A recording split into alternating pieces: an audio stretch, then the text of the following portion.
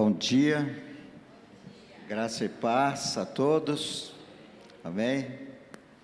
Estou meio avariado hoje, sofri uma queda essa semana, é um alerta da minha idade, tem que pisar mais alto, né? Eu tropecei na calçada do quintal e fui, como diz, catando o cavaco, né? Mas não consegui me equilibrar. Então, estou com esse braço bem dolorido, mas não aconteceu nada pior. Mas estou aprendendo. Agora, eu me lembrei quando, na escola, ainda no nosso tempo, a gente, nas datas cívicas, a gente marchava, não é? Eu não fui no exército, mas acompanhei o Silas, quando serviu o exército, temos que aprender a levantar o pé. Geralmente, o conselho para os idosos é: atire o tapete da sua casa, porque o tapete está ficando alto, né? Mas é o nosso pé que está ficando baixo. Então eu falei para a Alice: eu tenho um desafio agora na minha vida, eu vou memorizar todos os versículos que fala de andar. Porque em vez de falar 1, 2, eu vou falar: a vereda do justo como a luz da aurora, que vai brilhando mais e mais até ser dia perfeito. Vou andar falando, né, que os passos do justo é ordenado pelo Senhor. E todos os versículos que vão falar de direção de andar. Amém? É um desafio para mim, eu passo isso para vocês, aqueles que já estão precisando, né? Tem muita gente andando bem ainda, né? Graças a Deus. Mas vamos continuar com a nossa aula de aprendendo a oração. Eu recomendo que quem não assistiu, não nessa quarta-feira, outra quarta-feira, a ministração do pastor Adércio, ele falou muito sobre o que nós já comentamos aqui, e que o livro fala sobre oração. Realmente ele está bem entusiasmado, né? E eu gosto de ouvi-lo. Mas o que nós temos visto e devemos entender que nós estamos na nova aliança, nós estamos pós-morte, ressurreição de Jesus Cristo, pós-descida do Espírito Santo, e esses textos que o pastor Manassés mencionou aqui, são tremendamente significativos. Se você pegar o Evangelho de João, a partir do capítulo 13 até o 17, quando Jesus ora com os discípulos, e ora pelos discípulos, e ora por nós. Sabia que Jesus orou por você? Em João 17, Jesus disse: não oro somente por estes que estavam ali, mas por aqueles que vão crer em mim. Eu oro por eles. Jesus orou por nós. Então nós estamos na nova aliança, e na nova aliança a oração não é uma prática religiosa, é um estilo de vida.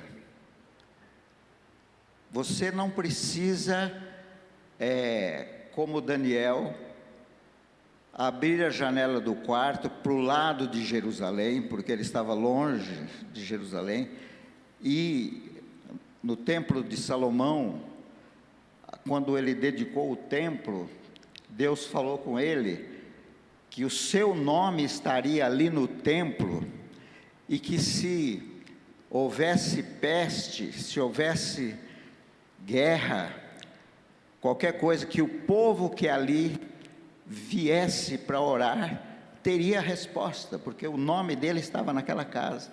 Então Daniel estava longe, ele abria a janela para o lado de Jerusalém, para orar com a intenção daquela promessa que Deus ia responder. Mas hoje, é isso que eu estou insistindo, comigo mesmo e com vocês, nestas aulas. Olha para dentro de você para orar. Jesus tomou um chicote e expulsou os vendedores do templo, porque ele estava fazendo da casa do Pai uma casa de covil de ladrões. E ele diz: esta casa, o templo, será chamada casa de oração para todos os povos. Agora, não existe o templo lá, existe o templo aqui. A Yara está batendo no peito. Exatamente, o templo hoje somos nós, o templo do Espírito Santo. E no texto de João, nesse final, não só Jesus falou que ia enviar o Espírito Santo, mas que Ele mesmo e o Pai viriam para fazer morada em nós. Então, a oração é um estilo de vida, é a nossa comunhão.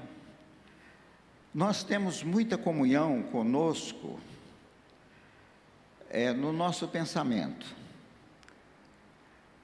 Nós conversamos com os nossos botões, né? A expressão, conversando com os nossos botões. Diz que nós falamos cerca de 60 mil palavras por dia.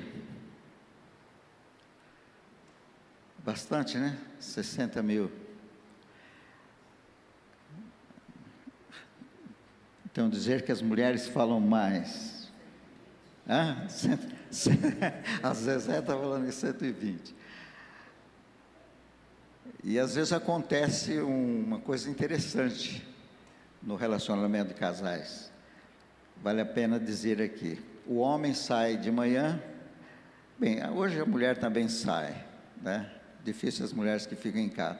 Mas, basicamente, o homem gasta tudo falando dos negócios, falando do seu trabalho, tudo mais, e quando chega em casa, quer ficar calado, acabou o estoque, e a mulher quer falar, né? Então, antigamente tinha esse problema, mas hoje acho que os dois gastam fora todo o tempo, né? Mas esse falar interno é muito sério. Por quê?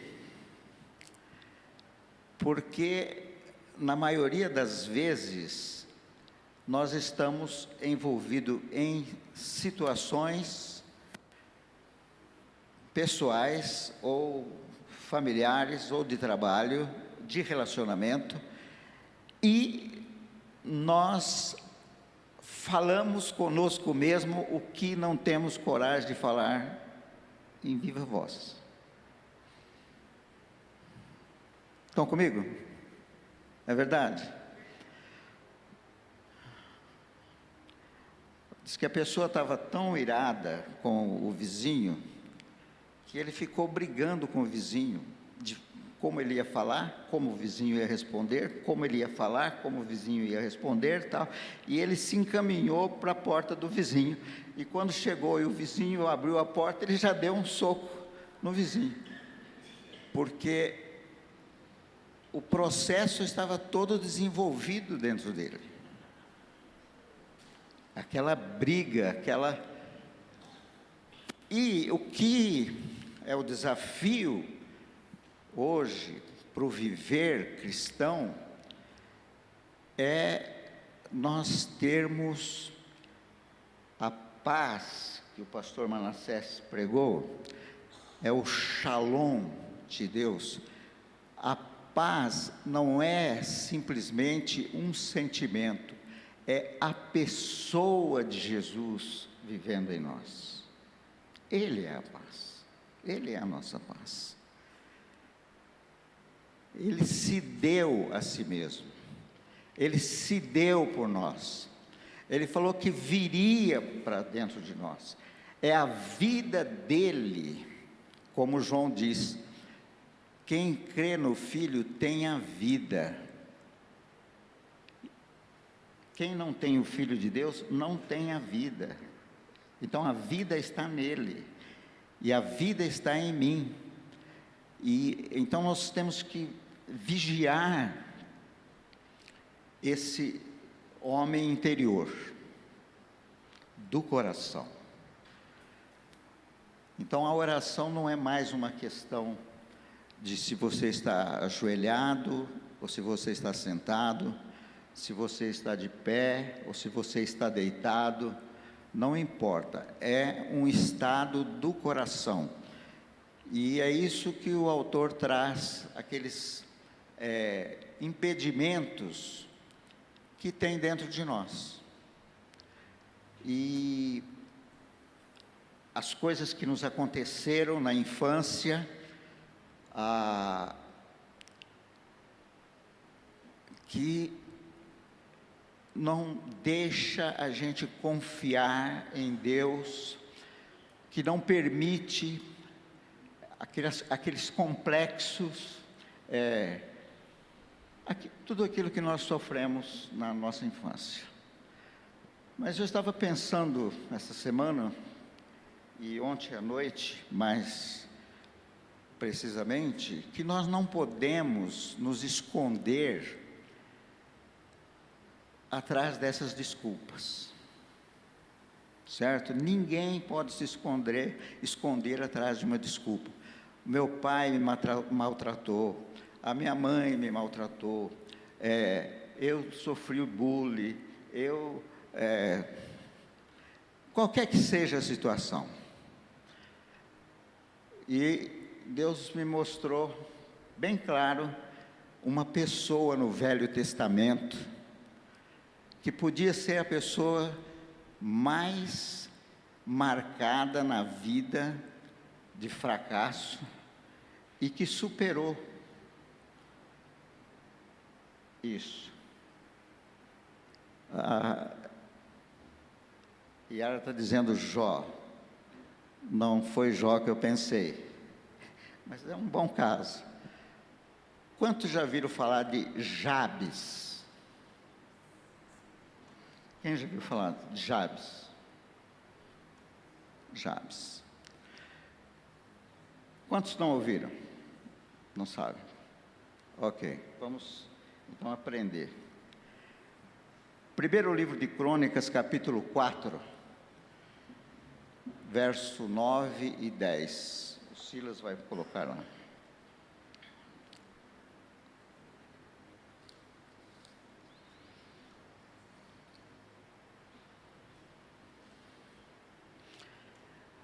Deixa eu dar um pano de fundo aqui. O livro de 1 Crônicas começa com uma genealogia. Os 9 primeiros capítulos, se você folhear aí a sua Bíblia, são cheios de nome. Cada versículo tem 2, 3, 4, 5 nomes. Já leu? Já viu?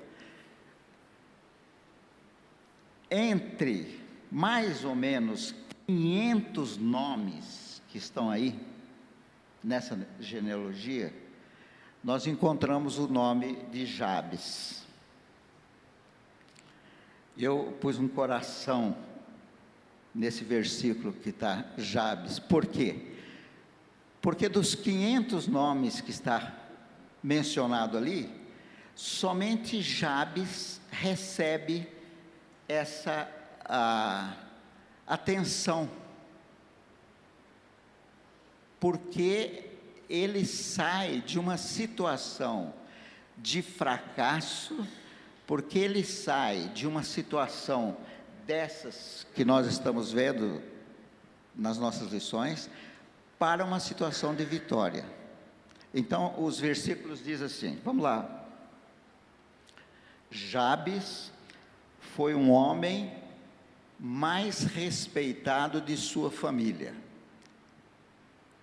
Sua mãe lhe deu o nome de Jabes, dizendo: com muitas dores te dei à luz. Para aí. Qual era o significado de Jabes? Com muitas dores te dei à luz. Quer dizer, você é a causa do meu sofrimento. Você é um homem, você é um menino que vai ser sempre lembrado. Você quase matou a sua mãe. O irmão pode dizer: você quase matou a mamãe. O pai pode dizer: você quase matou a minha esposa. O sofrimento que você causou. Vamos lembrar aqui que o nome, naquele tempo, era a pessoa. O nome tinha o significado da pessoa, o que a pessoa era. Abraão era chamado Abraão antes, que significa pai exaltado. Pai exaltado. E não tinha filhos. E errou, querendo ter um filho. Em vez de ter com Sarai, com Agar. Errou. Pai exaltado. Aquele pai que acha que pode. Né? Eu posso. Aí Deus trabalhando, porque Deus tinha escolhido para ele ser o pai da nação de Israel. Então Deus chega ao ponto de dizer assim: vou trocar o seu nome. Você não é mais Abraão, pai exaltado, mas você será Abraão, que significa pai de multidões. Agora veja ele dizendo, né? Bem, como pai exaltado eu falhei, não deu certo, não sou pai de nada, né? Agora, pai de multidões, Deus precisou trabalhar no coração dele até ele se convencer, porque a esposa olhava para ele e me chamava: ei, Abraão. Aí ia apresentar para o outro amigo lá: qual é o seu nome? Abraão. Aí todo mundo: poxa, pai de muita gente. Isso trabalhou nele. Nós entendemos melhor se nós lermos Romanos capítulo 4. Não vamos ler agora. Mas isso fez crescer nele uma fé. E sem enfraquecer na fé, embora levasse em conta o seu corpo já adormecido, porque era de 100 anos, e o ventre amortecido de Sara, de 90 anos, e que era estéril, um ventre estéril, e agora envelhecido, adormecido de 90 anos, mas ele considerou fiel aquele que prometeu, e sem vacilar na fé, ele estava convicto de que Deus era poderoso, mas primeiro precisou convencer ele no nome. Estão entendendo? O nome era muito importante. Jabes, você é causador de dor, você é causador de sofrimento, você é assim. Agora vamos ver o que Jabes faz. Silas, próximo verso. Jabes orou ao Deus de Israel: abençoa-me e aumenta as minhas terras, que a tua mão esteja comigo, guardando-me de males e livrando-me de dores. E Deus atendeu o seu pedido. Boa oração? Então, ele superou o que o seu nome significava. Ele foi para Deus e orou. E nessa oração tem algumas coisas muito importantes. Vamos considerar. A primeira coisa, abençoa-me. Abençoa-me. O que significa? Deus, tudo que o Senhor é, porque Ele é bênção. Deus é bom. Deus é misericórdia. Deus é amor. Deus é tudo. Deus é poder. Deus, abençoa-me. Simples, não é? Deus, abençoa-me.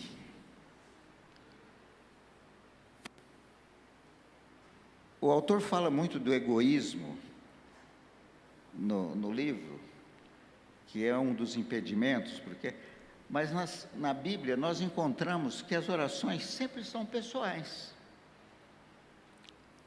Se não é de intercessão. Quando é de intercessão, então nós vamos interceder pelos outros. Mas geralmente a oração, e você precisa saber disso, a oração é para você. Você precisa. É você que tem que ter a experiência. Então Jabes queria ter a experiência de ele ser abençoado, apesar da maldição da sua mãe. Porque as mães nem sempre amaldiçoam querendo amaldiçoar. Ela simplesmente falou de um sentimento dela. Você é causador de dor. Esse vai ser o seu nome.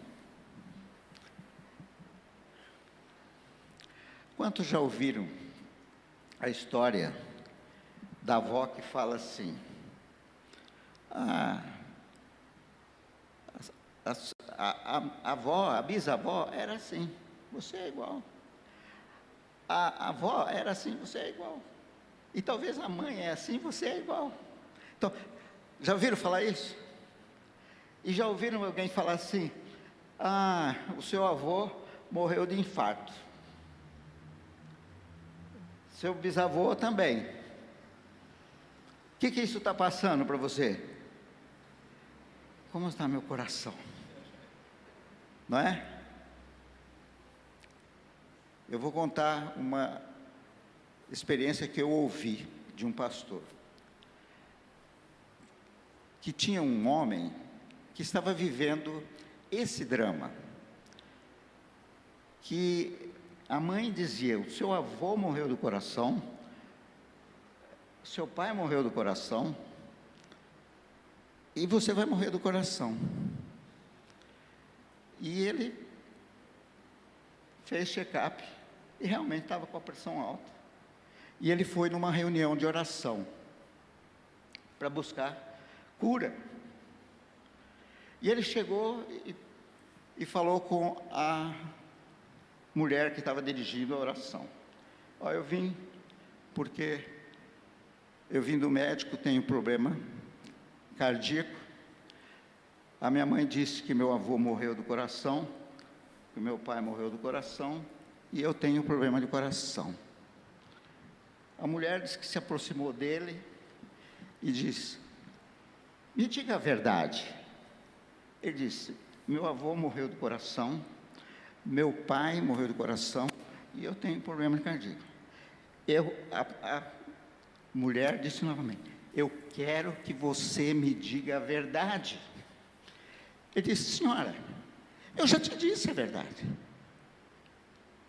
A senhora disse, pegou nos ouvidos dele: eu te disse, me diga a verdade, o que diz Isaías 53. E ele diz: pelas suas pisaduras eu fui curado. Essa é a verdade. Esta é a verdade. E ordenou que aquele mal saísse dele. Entende? Então a oração tem esse sentido. de trazer para o pessoal e quebrar aquilo que está na vida da pessoa. E esse homem testemunhou depois, aos mais de 60 anos, que ele foi e fez o check-up e o seu coração era o coração de um jovem. Estão entendendo como sair? Então, Jabes também faz isso. Ele diz: Senhor, me abençoe. Me abençoe. Ele queria. E o segundo pedido foi: alargue as minhas fronteiras. Eu quero mais terra. É errado? Não. Pedi e dar-se-vos-á. Buscai e achareis. Batei, abre-se-vos-á. Ele orou: alarga, aumenta as minhas terras, possessões. Também no Antigo Testamento, possessão era um símbolo de bênção. Lembra que Moisés enviou 12 espias para ver a terra de Canaã? Eles viram as mesmas coisas, concordam? 10 deles se viram como gafanhotos diante das dificuldades que estavam lá. E disse: não dá, não dá, não dá, nós não vamos conseguir, nós vamos ser engolidos, nós vamos ser tragados, nós vamos ser derrotados, não dá. E difamaram a terra. Olha, a terra, em vez de dizer a verdade sobre a terra, eles difamaram a terra. E às vezes nós somos essa pessoa, que dentro de nós falamos: não dá. Esse pastor está falando de Jabes, está falando da mulher lá que orou. Não dá. Josué e Caleb disseram: dá. E aquilo que era gigantes, ele disse: será como pão na nossa boca. Sabe que pão é o alimento que até velho que não tem dente pode comer? Ou o bebê que não tem dente. Agora,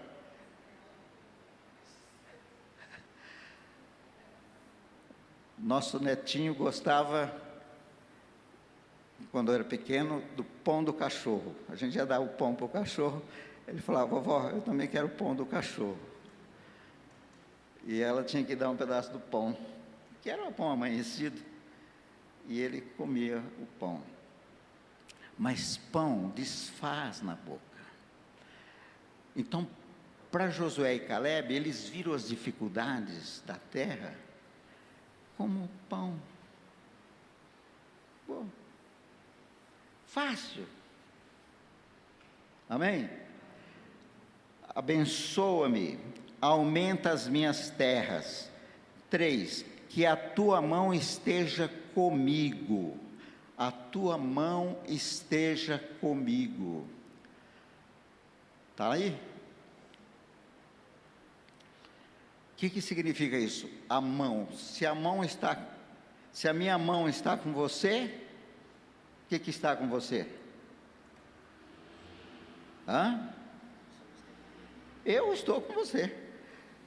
Deus, que a tua mão esteja comigo. É que você, Deus, esteja comigo. Proteção pessoal, defesa pessoal. Que a tua mão esteja comigo.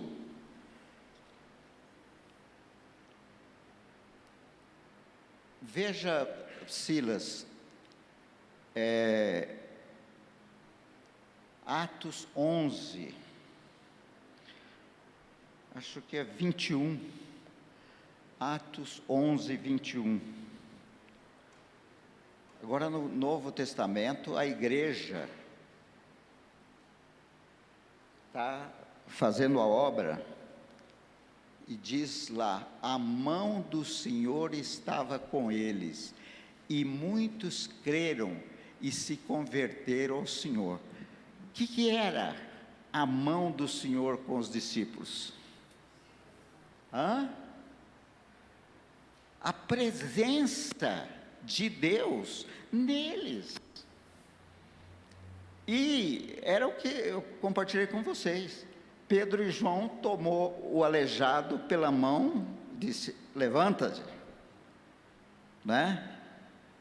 E disse que houve um barulho nos seus artelhos, nos dedos, nos seus pés, e ele se posicionou de pé e saiu andando. A mão do Senhor. Jabes falou assim: Deus, eu quero a tua mão, eu quero a tua mão,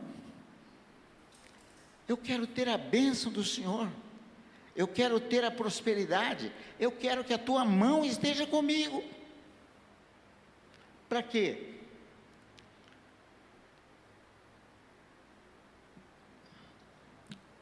Guarda-me dos males e livra-me de dores. Quer dizer, isso que a minha mãe me disse não vai acontecer, amém?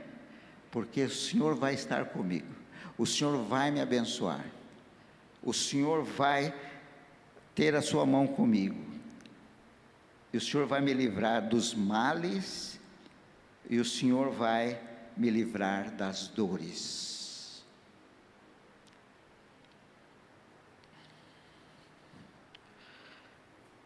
A Bíblia diz que a boca fala do que o coração está cheio.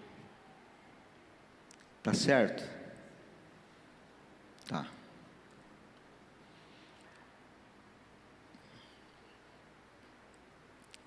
Eu caí no quintal, sexta-feira à tarde. O que saiu da minha boca?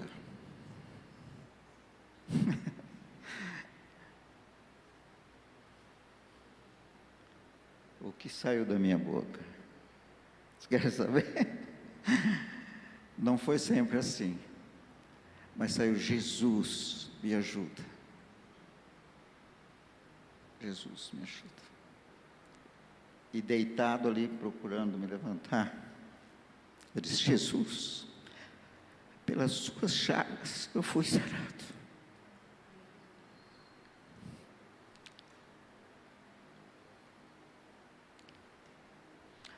E quando o Paulinho chegou, mais tarde, um pouquinho, eu estava sentado lá numa mureta no quintal. Ele falou: o que aconteceu, pai? Eu falei: eu caí. Vai imediatamente no médico, vamos lá, eu vou te levar para ver se... Paulo, eu tenho certeza que está tudo bem. Está doendo, dá pancada, mas está tudo... Não, vai, não, insistiu. Falei: eu vou mais tarde então, a mamãe vai comigo. Então, quando foi umas 9 horas da noite, falei: agora o hospital está mais livre, nós vamos lá. Então fui para fazer radiografia, mas eu sabia que eu estava bem. Agora, nem sempre foi isso. Quando acontece alguma coisa, o que sai da nossa boca? Quais são as primeiras palavras? Vocês já ouviram falar da caixa preta de aviões? Quando é revelada, o que as gravações mostram, quando um avião está em pane e anunciam que vai haver um acidente, um possível acidente. Então há todo tipo de voz, de blasfêmia, de grito, de desespero, porque as pessoas falam. Eu quero te ensinar um princípio. Se você tiver um lugar para escrever, escreva isso. Vai te ajudar. Em tempos favoráveis, quando tudo está bem, procure com a tua boca pôr no teu coração palavras de fé, mesmo que você não esteja necessitando naquele momento, para que quando, porventura, você tiver uma necessidade, o seu coração possa falar pela sua boca as palavras de fé que você pôs lá, porque só vai sair se você tem lá. Amém? Então, a oração é um estilo de vida. Nós podemos ter reuniões de orações, não tem nada errado nisso. Nós podemos ter oração familiar, nós podemos orar no começo da reunião, orar no fim da reunião, mas vamos mudar um pouco esse conceito da oração. Vamos ampliar isso na nossa vida, na nossa experiência. A oração é o seu estilo de vida. Deus é espírito e importa que os seus adoradores adoram em espírito e em verdade. São esses que Deus está procurando como seus adoradores. Você é espírito. Tem uma alma e mora num corpo. Não dê a ênfase ao contrário, o meu corpo, a minha alma, e lá no fundo o meu espírito. Não, eu sou espírito. Tenho uma alma para me expressar, para o espírito se expressar. E eu tenho um corpo para esse viver. Certo?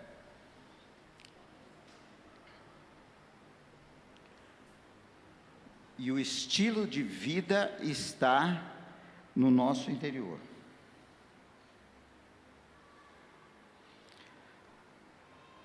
Gostaram da experiência de Jabes? Depois volta lá e leia isso. Hã? Tem, né? Eu não conheço.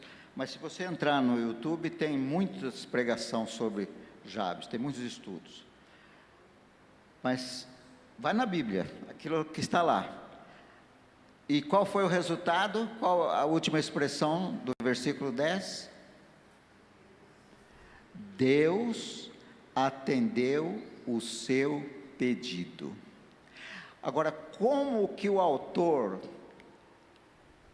começa descrevendo esse homem? Volta lá, primeiro versículo. Jabes foi o homem mais respeitado. Tem uma tradução que diz que ele foi o homem mais ilustre. Ilustre, foi o homem mais ilustre que seus irmãos. Amém?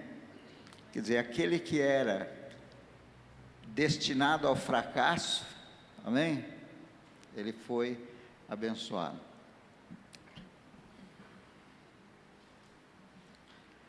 Tem uma outra experiência também de nome que eu gostaria de compartilhar com vocês.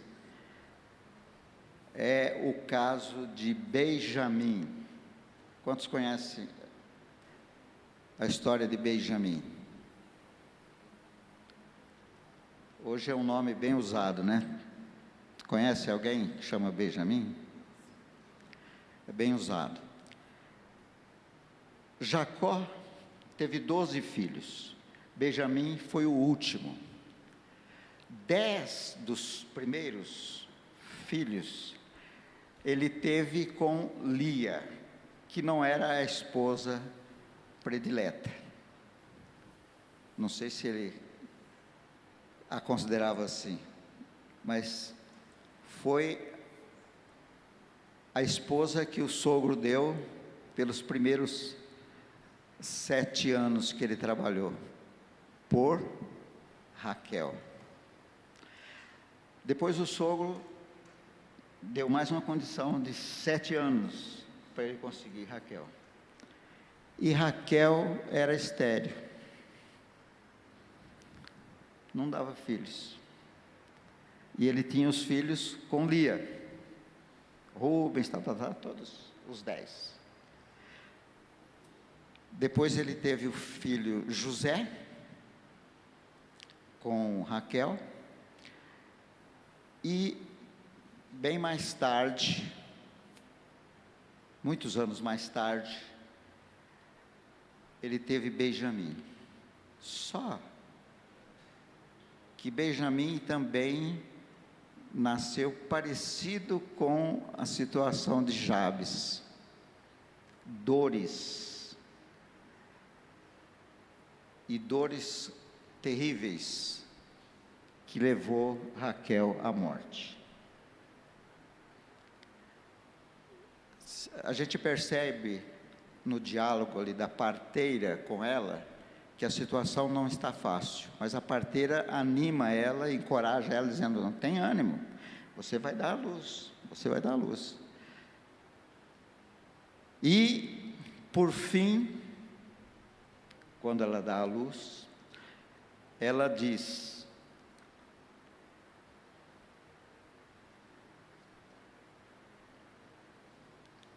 que o nome dele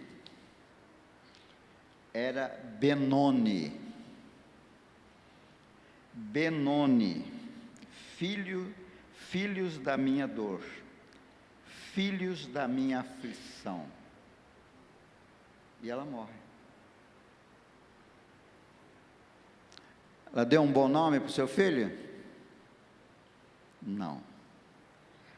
Aí o pai entra em ação, rapidinho. Não, ele não vai chamar Benoni, ele vai chamar Benjamim, que significa filho da minha mão direita, filho da felicidade.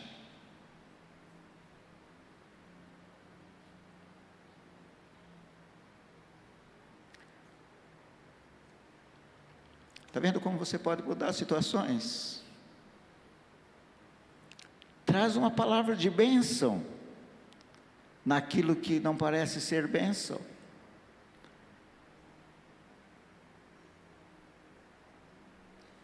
Então houve essa mudança. Jacó sabia bem o significado dos nomes. Lembra da experiência dele? Quando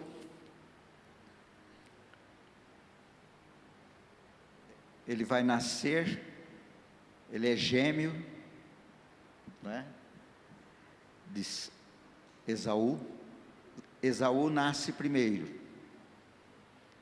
e ele é todo peludinho, então o nome dele é Esaú. Mas aí a parteira diz assim: o outro está nascendo aqui, mas está segurando o calcanhar do primeiro.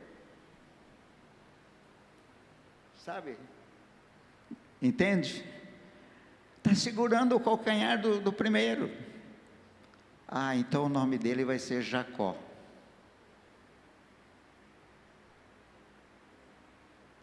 Você tem uma pedrinha no calcanhar? No sapato? É o Jacó.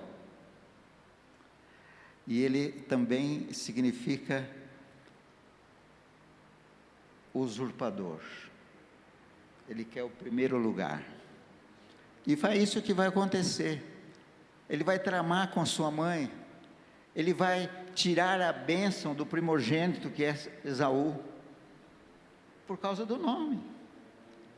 Ele foi enganado pelo seu sogro, porque ele era Jacó. E sabe quando foi mudado? Quando a situação mudou? Quando ele tem aquele sonho no vale de Jaboque.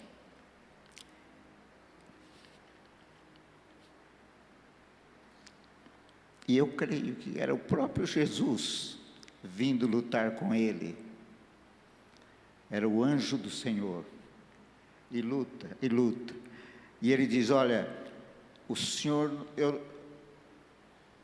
eu não te deixo ir. Eu não te deixo ir. E o anjo dizia: me larga, eu preciso ir. Não, eu não te deixo, enquanto não me abençoes. Até aqui a minha vida tem sido uma peleja, está difícil, né? O meu nome, aí o anjo pergunta: qual é o teu nome? Eu quero saber, quero ouvir a sua confissão. Ele diz: o meu nome é Jacó. Eu estou querendo roubar a bênção do Senhor, eu quero usurpar. Não sei se era esse o sentido, mas eu não te deixo se não me abençoares. Aí o anjo do Senhor toca na sua coxa e diz: seu nome vai ser mudado, vai ser Israel, e por isso se chama o povo de Israel, porque são os descendentes de Jacó. Abraão, Isaac e Jacó, Israel. Agora, o povo de Deus, amém? Então, qualquer situação na vida não é desculpa para nós não termos as nossas orações respondidas. Qualquer situação no nosso interior, qualquer coisa que tenhamos sofrido, não é desculpa para não sermos abençoados. Deus é um Deus de bênção. E sabiam que na nova aliança, você foi abençoado em Abraão? A bênção de Abraão está sobre você. Aliás, quando eu penso em orar e pedir que Deus me abençoe, eu fico desarmado. Eu não tenho que pedir. Se a bênção de Abraão está em mim, você sabe o que é a bênção de Abraão? É ter o Deus Todo-Poderoso ao seu lado. Nada vai faltar. Não é uma bênção incondicional. A bênção de Abraão é uma bênção incondicional. Por que eu estou usando essa palavra incondicional? Porque há um período na história do povo de Israel que as bênçãos são condicionais.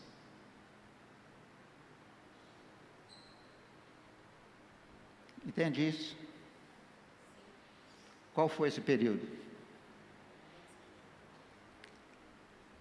O período da lei. Sabe por quê? Qual foi o real motivo de Deus dar a lei?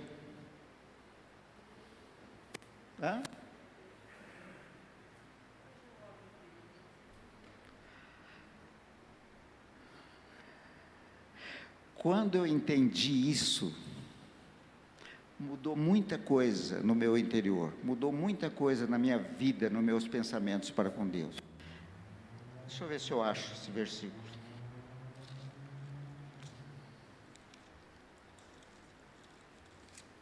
Êxodo.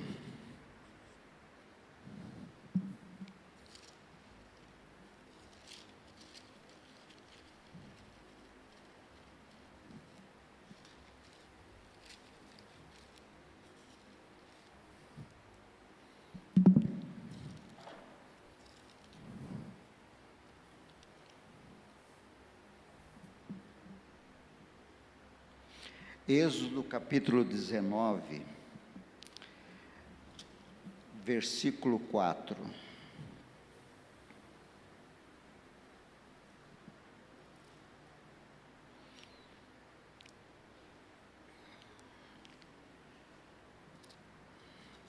Deixa eu dar um fundo aqui, um contexto. O povo de Israel estava no Egito, certo? Cativo por 400 anos. E Deus ouviu o seu clamor e enviou Moisés. E era simplesmente a graça de Deus, e Deus estava cumprindo a promessa que fizera a Abraão.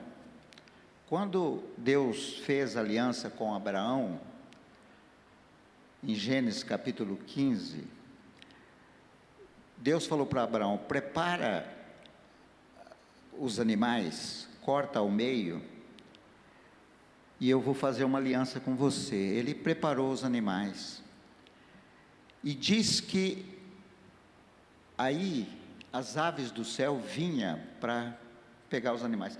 Quando nós falamos isso de sacrifício, parece que é coisa de 2 minutos, né? Mas preparar um sacrifício é coisa de meio-dia. Matar o animal, pegar o animal, matar o animal, preparar.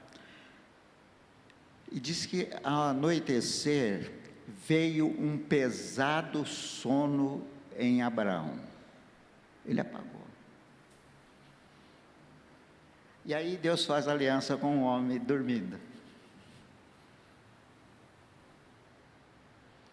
Qual é a sua parte se eu fizer um negócio com você, você dormindo? Hã? Vai depender só da minha parte. A aliança que Deus fez com Abraão foi nesses termos: Abraão, eu vou te abençoar. O seu povo, a sua descendência vai ser cativo, mas depois de passar 400 anos, eu vou tirar. Eu vou lá tirar. Então Deus se lembrou da promessa que ele tinha feito a Abraão. Disse: é incondicional, tenho que tirar. Então, quando Moisés está descrevendo aqui no capítulo 19, versículo 4, ele está dizendo assim: vocês viram o que eu fiz aos egípcios?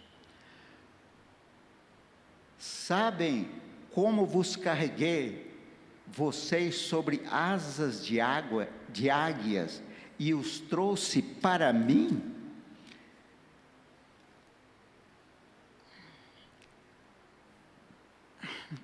Deus não é soberbo, Deus não é arrogante, mas é uma expressão aqui como se Deus estivesse falando assim: olha o que eu fiz por vocês, veja o que eu fiz por vocês, eu tirei vocês do Egito, e como a águia coloca os seus filhos sobre asas e voa, eu fiz com vocês, eu livrei vocês dos egípcios. Agora, pois, se diligentemente ouvirdes a minha voz e guardardes a minha aliança, então sereis a minha propriedade particular dentre todos os povos, porque toda a terra é minha. Vocês vão me pertencer, se vocês só ouvir a minha voz. Agora, preste bem atenção: ouvir a voz de Deus aqui não tem nada de ver com a lei. É a voz. É diferente? Ouve a lei e ouve a voz. Preste atenção nisso, isso vai te ajudar mais à frente. Deus está falando: se ouvires a minha voz. Era o que ele estava falando desde a saída: Moisés, faz isso. Moisés, não faz isso. Moisés, agora usa a vara. Moisés, faz. Ouvir a voz. E até aqui,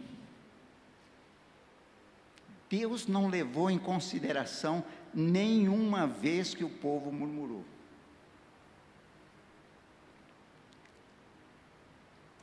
Cada vez o povo murmurava por alguma coisa. Chegaram em Elim, não tinha águas saudáveis, doce, potável. O povo reclamou. Deus mostrou um lenho, a água foi curada. Reclamaram de tudo, não tem pão. Deus deu pão. Não tinha carne. Reclamavam de tudo. E eles reclamavam contra Moisés, dizendo: por que nos tirastes? Nós vamos morrer nesse deserto. E Deus está pacientemente tratando com eles. E aqui Deus fala isso com o povo.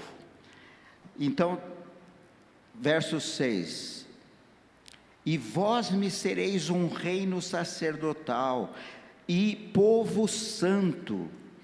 Estas são as palavras que falarás aos filhos de Israel. Deus está falando com Moisés. Você fala para eles isso: eu tirei vocês como a águia, eu trouxe vocês aqui em livramento, é para mim mesmo. Vocês vão ser uma nação santa, vocês vão ser um povo, vocês vão ser isso, vocês vão ser aquilo. Deus está falando: olha, eu estou entusiasmado com vocês, eu tirei vocês do Egito, eu estou cumprindo as minhas promessas que eu fiz a Abraão há muito tempo. Vocês. E Moisés está falando isso com o povo. E veio Moisés e chamou os anciões do povo, e expôs diante deles todas essas palavras que o Senhor lhes tinha ordenado. Agora veja a resposta do povo. É aqui que é a chave, a mudança.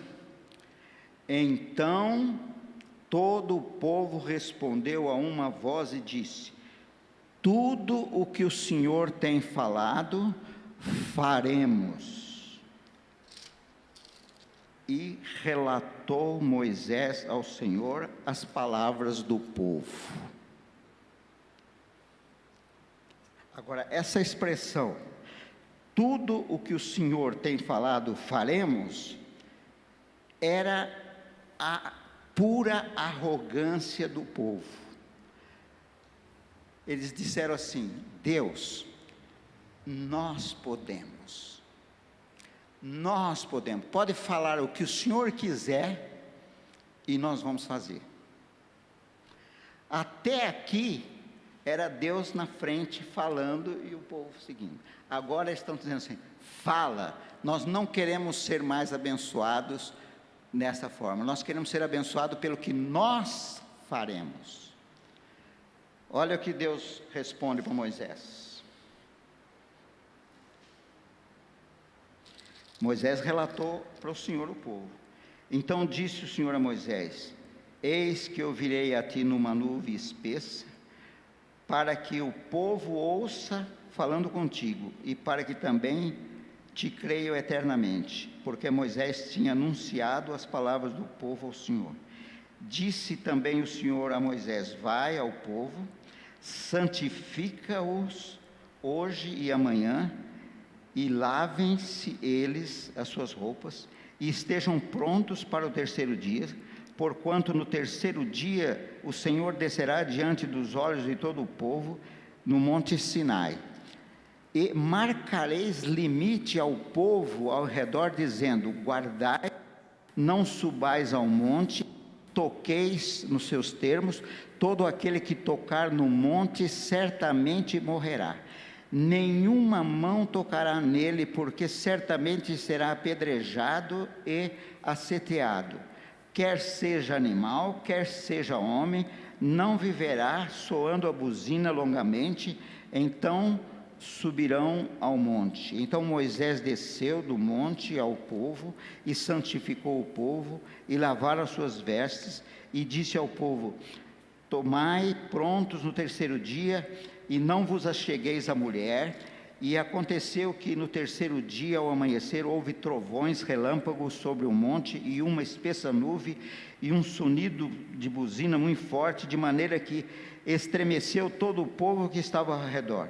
E Moisés levou o povo fora do arraial ao encontro de Deus, e puseram-se em pé diante do monte. Então todo o monte Sinai fumegava, porque o Senhor descera sobre ele em fogo e em fumaça, subiu como fumaça de uma fornalha, e todo o monte tremia grandemente, ao sonido da buzina, e crescendo cada vez mais.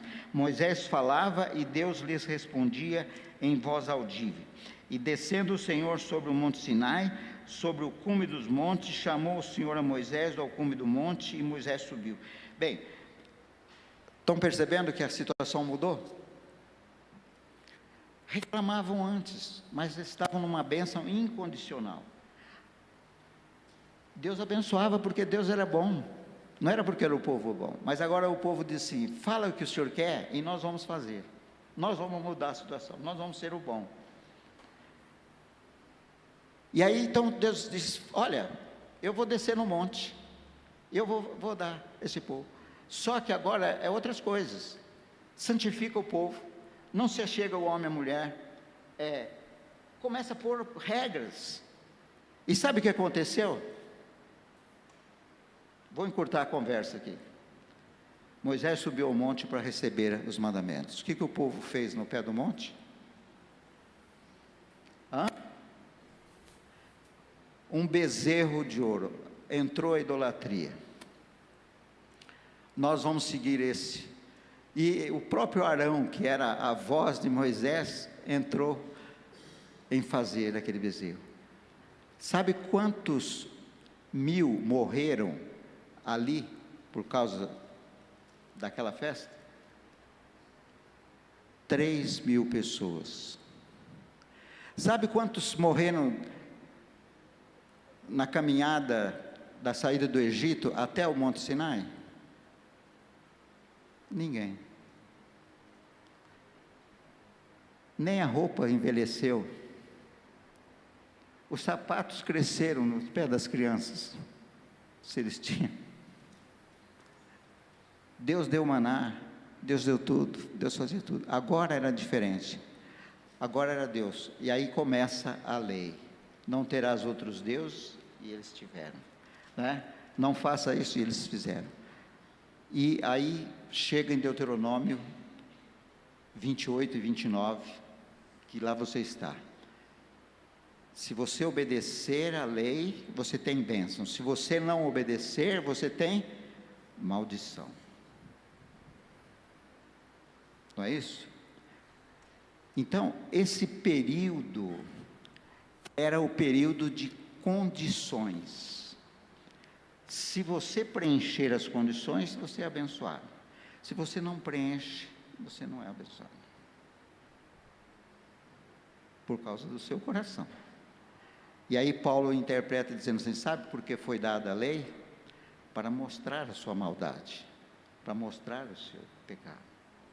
A lei foi dada para isso, para mostrar. Mas a lei não pode ajudar ninguém. Ninguém será justificado por obras da lei. Ninguém foi. Ninguém foi. Estão entendendo onde foi o ponto de virada? Por que veio a lei? O povo ia bem, Deus tinha bênçãos incondicionais. Agora a bênção de Abraão está sobre você. O que significa? Eu quero um pouquinho da experiência de Moisés. É tão gostoso guardar a lei. Eu tenho que guardar a lei. Ótimo. Só vai te fazer bem, se você guardar. Não é? Não ter cobiça do próximo, das coisas do próximo. Mas você não tem condições de ter justiça diante de Deus mediante a lei. Paulo diz que o grande problema de Israel em não receber Jesus foi por causa da justiça própria. É a justiça própria, é o que você pode fazer, é sua performance. Eu vou ser bom para Deus ser bom. Quanto de bom você precisa ser para Deus ser bom para você? Eu vou ser justo para Deus ser justo comigo. Quanta justiça você precisa fazer para receber a justiça de Deus, para se igualar a Ele? Pensa. Você pode? Então é mais fácil recebermos a justiça de Deus, que é pela fé. Amém? Recebe a justiça de Deus, que é pela fé. Ele te declara justo. Tudo que você era foi colocado sobre Jesus.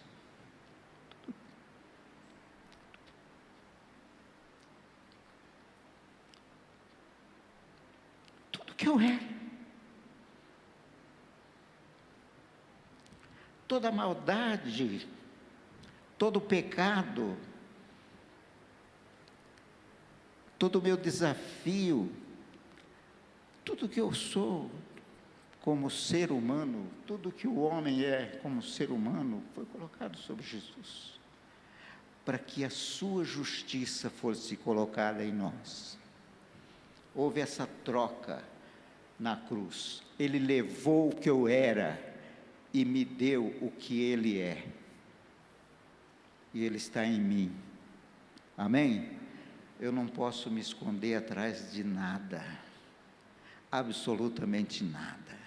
Amém? Eu sou o que a Bíblia diz que eu sou. Eu posso o que a Bíblia diz que eu posso. Eu faço o que a Bíblia diz que eu faço. Com esse entendimento, houve um período, Deus tratou o homem dessa maneira, agora é outro período, Ele trata de outra maneira. Amém? Ele fez um acordo com Abraão dormindo. Ele nem viu. Ele fez um acordo com Jesus e você nem estava lá ainda.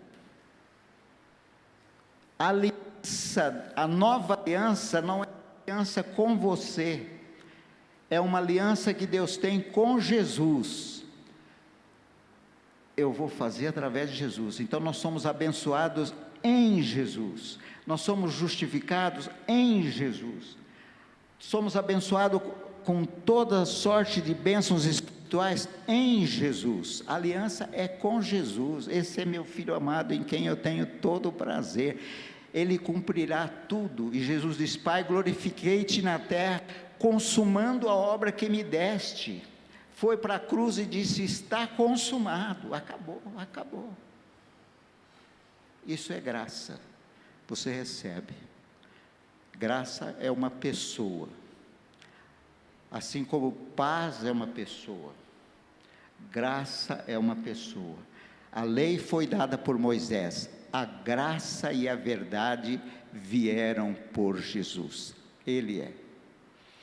Pai, obrigado por esta manhã, obrigado pelo entendimento de que tudo está consumado, que Jesus é o fiel sacerdote sobre a tua casa, a qual casa somos nós, a tua igreja.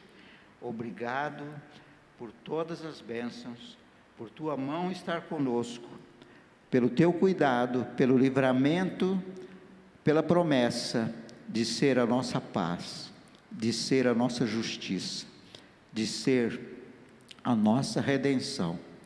Muito obrigado por Jesus. Amém. Tenha um bom dia.